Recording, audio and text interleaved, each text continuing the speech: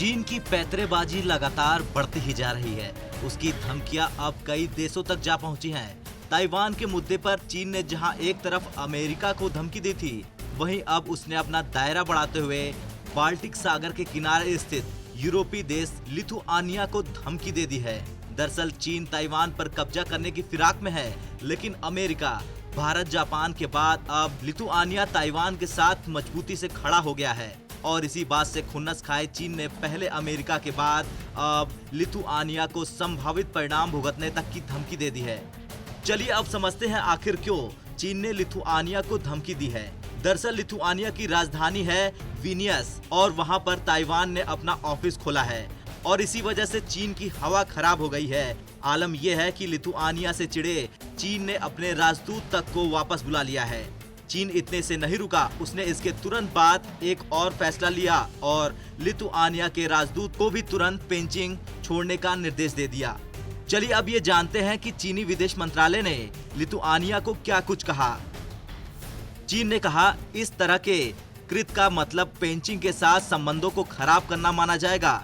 यह निर्णय चीन और लिथुआनिया के बीच राजनयिक संबंधों की स्थापना पर जारी किए गए भावना का खुले तौर पर उल्लंघन करता है। लिथुआनिया का ये कदम चीन के संप्रभुता और क्षेत्रीय अखंडता को गंभीर रूप से कमजोर करता है। चीन के इस कदम के पीछे की और भी वजह है। पहला ये कि लिथुआनिया और ताइवान के संबंध तेजी से मजबूत हो रहे हैं। दूसरा, लिथुआनिया ताइवान, सिनजियांग, हांगकांग में चीन की दमनकारी कार्रवाइयों का मुखर आलोचक रहा है।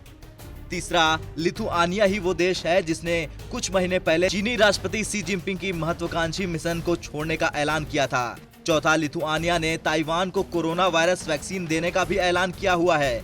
तो वहीं इससे पहले चीन ने जापान को ताइवान का साथ देने पर परमाणु बम गिराने की धमकी दे दी थी। ये धमकी चीन की कम्युनिस्ट पार्टी यानी सीपीसी ने एक वीडियो के जरिए जारी किया था। इसमें चीन की ओर से कहा गया था, अगर जापान ताइवान की मदद करने की गलती करता है तो उस पर परमाणु बम से हमला कर दिया जाएगा।